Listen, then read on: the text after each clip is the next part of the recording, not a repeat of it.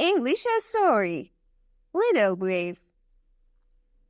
Many years ago, a whole village moved away from its winter camp to a place that had warmer weather. The people of the village pitched their tents on the edge of a forest. Every night, the elders told the stories of the magnificent animals that lived in the forest. They also warned the people to be careful, for there were wolves and bears in the forest. There were children in the village who had never seen a wolf or a bear. One day, the children decided to go into the forest to look for these animals. They asked a playmate named Brave to go along with them. Brave was a playful fellow who took enormous pleasure in playing tricks on people. Earlier that afternoon, Brave decided to play a trick on his little sister, White Feather. He hid behind the tent, and when White Feather walked by, he jumped out and yelled, "Boo!" Poor little White Feather ran to her mother, crying. Brave's mother, Venona, saw the girl crying, and she became very distressed. "Someday you will go too far, Brave, because it is not right to scare people and play tricks on them," Venona scolded. As Brave walked through the camp, he heard his playmates calling to him. "Let's go into the forest to find bears and wolves," they said. "Aren't you afraid?" wondered Brave. "Of course not," declared Silver Cloud. "Why should we be afraid? Wolves and bears are just silly animals," insisted Running Deer. Just then, Brave had a fabulous idea. "Of course, I will go with you, but I must finish my course first. I will meet you in the forest where the great oak stands." The rest of the children went off into the forest by the great oak tree and waited and waited. "Where's Brave?" wondered Running Deer. Meanwhile, Brave had crept into the chief's tent and found a mask made of feathers, fur, and animal teeth. Chief Motega used the mask during ceremonies around the campfire. Brave put on the mask and went off into the forest. Back at the oak tree, the children had heard strange sounds coming from the forest.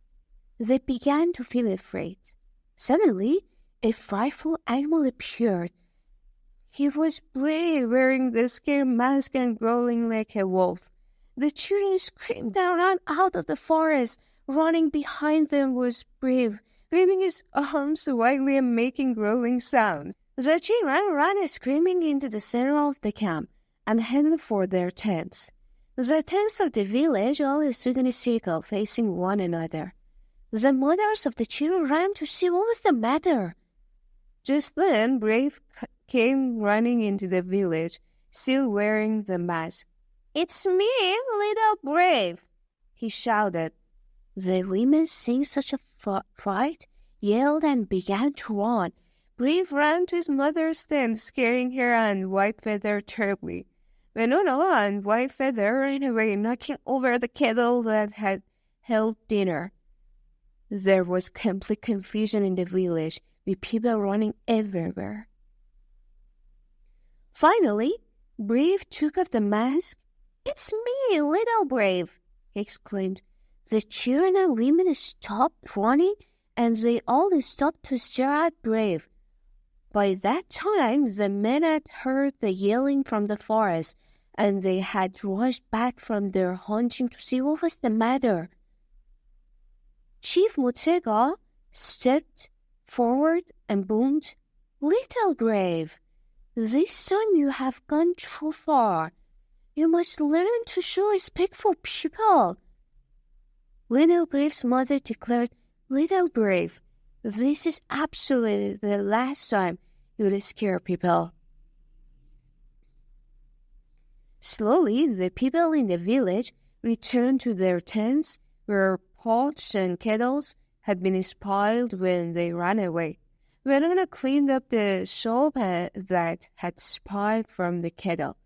That night at the campfire, Nashoda, the medicine woman, told the stories. The people danced around the fire, shaking rattles and playing drums. Brave sat alone at the edge of the campfire.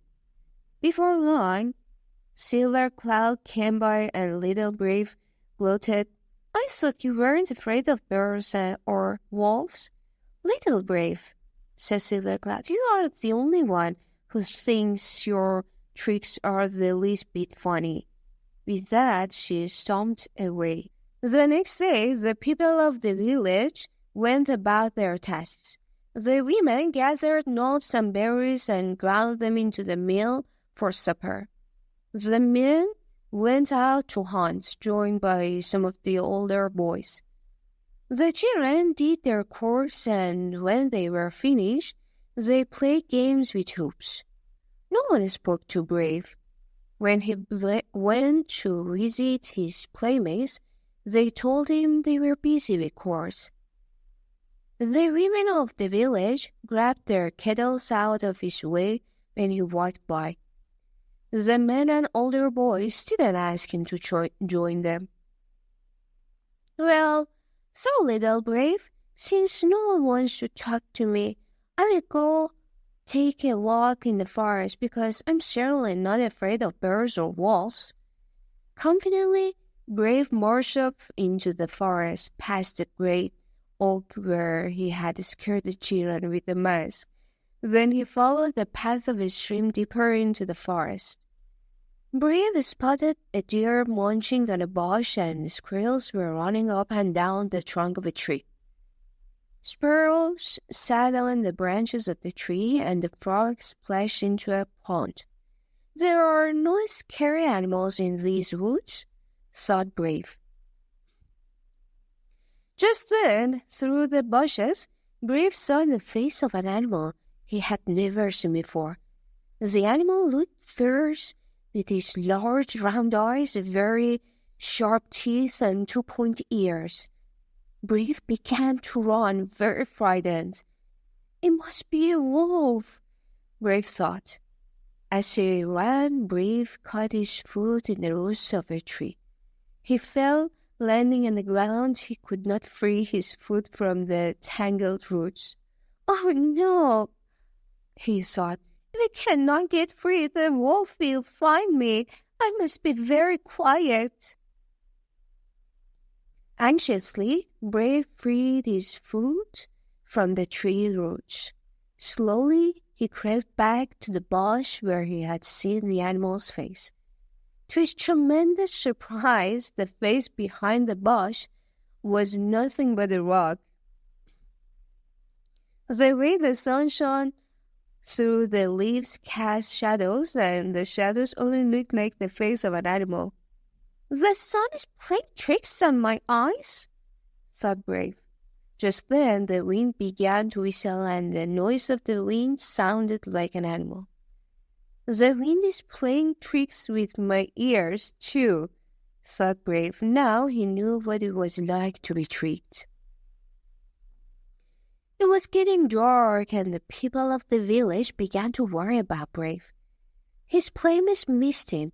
No one could stay angry for long, because Brave really was a likable fellow. Suddenly, Brave appeared from the forest, and he ran to his mother and Whitefeather. "I'm sorry for playing tricks, and I promise it will never happen again," he said as they hugged him. That night at the campfire, Brave told the people of the village how sorry he was. Chief Motega smiled and patted Brave on the head. "You have learned a great lesson, Little Brave. Now come and join us," said the chief. Brave joined in with the people of the village, and they all danced by the light of the fire. Thanks for watching this video till the end.